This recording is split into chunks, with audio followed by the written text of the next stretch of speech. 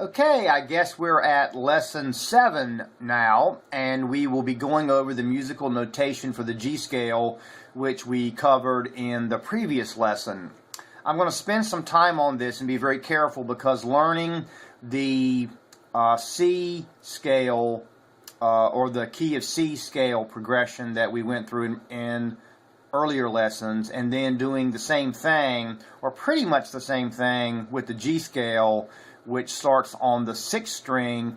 These are two fundamental scale patterns that will take you a long way, and you absolutely need to use them. There are slight differences in the patterns, but for the most part they are the same. So here is what we demonstrated in the last lesson in musical notation, following the same type of fingering that you did with the C scale that started on the 5th string. This time you're starting on the 6th string, okay? 3rd fret, here's your G, here's your A on the 5th fret of the 6th string. And I'm not going to go as slowly now because I think, you're probably picking up the pace. But then your D, I'm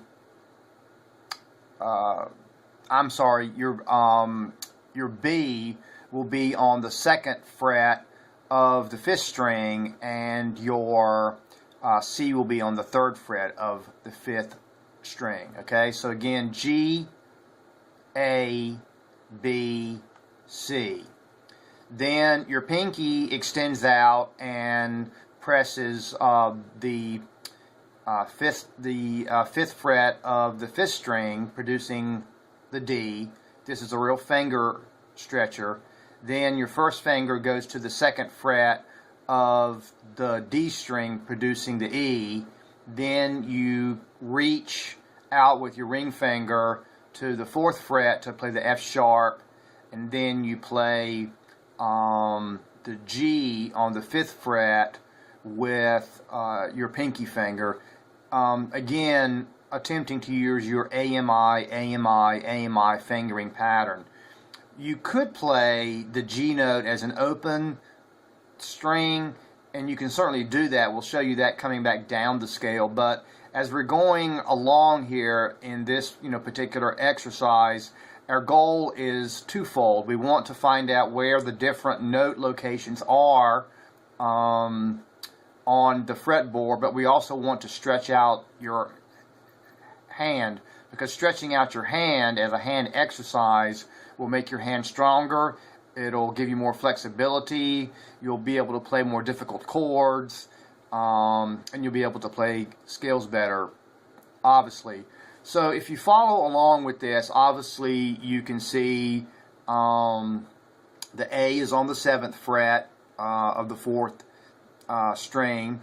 Then you produce the B on the 4th fret of the 3rd string with your first finger, and this is the point in the scale in which you move. You change your hand position. You slide, your first finger goes all the way up to the 5th fret. This is a change of hand position, 5th fret, and then you can follow the notes from here. C, D, 7th fret, change the strings, 5th fret E, 7th fret F sharp, 8th fret 2nd string G. Then coming back down, we'll take the bunny slopes, as we said last time, just to show you that there are more than one place. There are several places to play these notes. Let's do the G on the 3rd fret of the 1st string, which is a common place. And then the F sharp is on the 2nd fret of the 1st string, open E, D on the 3rd fret of the 2nd string, walking down C, 1st fret, 2nd string, open B, A on the 2nd fret of the G string, 3rd string, open G, open 3rd string, F sharp is on the 4th fret of the D string, E is on the 2nd fret, open D, C on the 3rd fret of the 5th string, B on the 2nd fret, 5th string, open A, G. Okay, so I will the first time through, I will say the notes aloud as we go, and then I will leave the tape running, so to speak, so you can practice these notes on your own.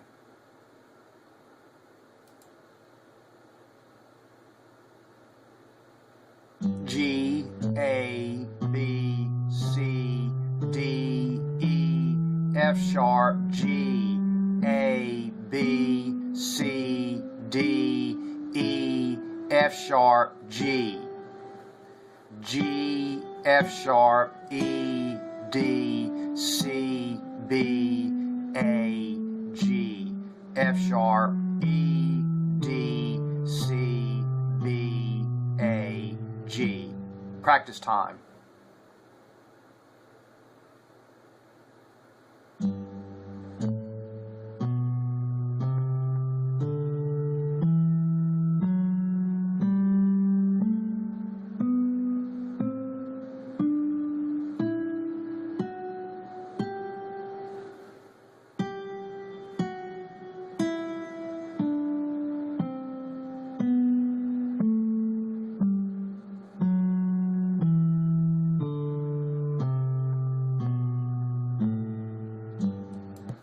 Okay, let me slow this thing way down to 10 beats per minute, because one of the things that I want to emphasize is in guitar, I cannot overemphasize the importance of practicing slowly, and you want to get a good tone. So practicing your scales very, very slowly and making sure that you're mastering it and memorizing it and getting a good tone is critical. So the last time through, let's do it very slowly.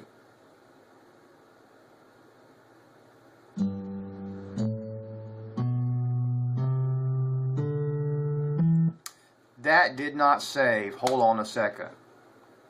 User error.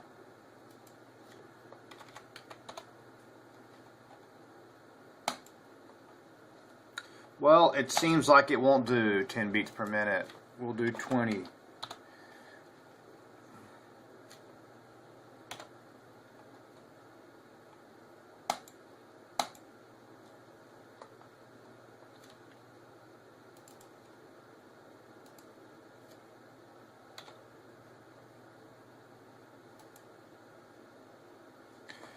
Well, that's not going to work. I guess the 30th is the slowest we can go on this program. Okay, so we'll try it one more time.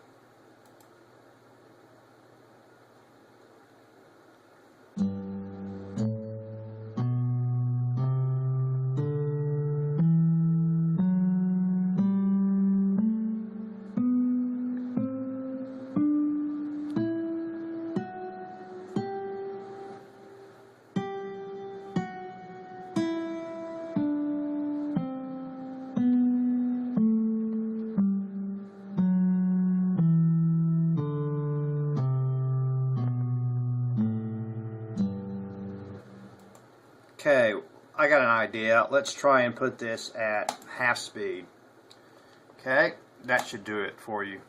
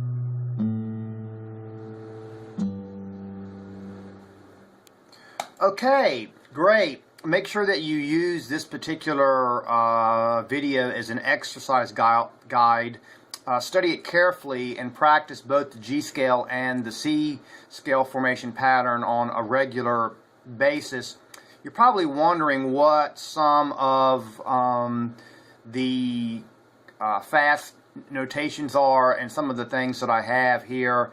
Later on, I'll be showing you. I have all of the scales in ascending levels of complexity, but this is as we'll be going along. But I just want to show you that the reason why I'm asking you to do what I'm asking you to do is that gradually, upon practicing, you'll be able, not only with this, but with various songs that will be showing you and teaching, you'll be able to play them at full speed at a fairly high beats per minute, and you will be able to use the same techniques that you're using now to play fingering that sounds like this.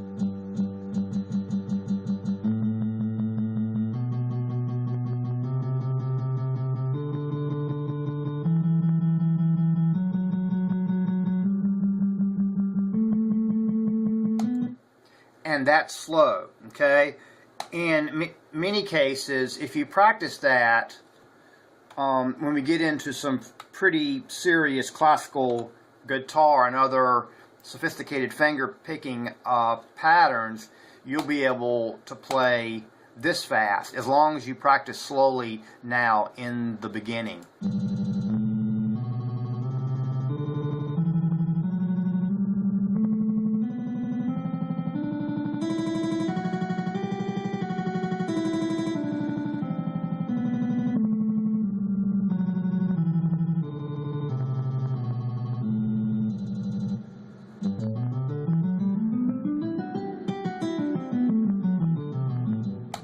And that is why you're practicing.